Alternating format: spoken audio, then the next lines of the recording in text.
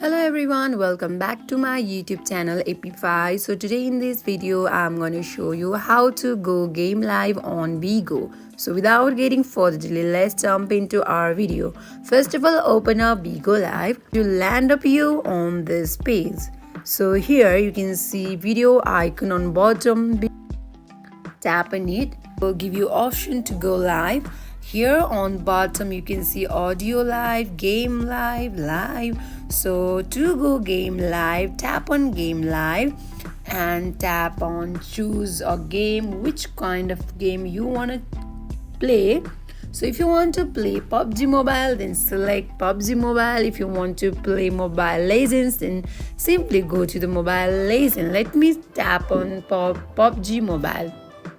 So as I have selected my game, now tap on create lifetime. If you want to create your lifetime, set your lifetime, then set here. For now I don't want to set lifetime, so let me go back and simply go to live simply by tapping on go live. So in this way you can go game live on Bigo. So that is it for today. If you guys like this video, do not forget to like, comment and subscribe our channel. Thank you for watching.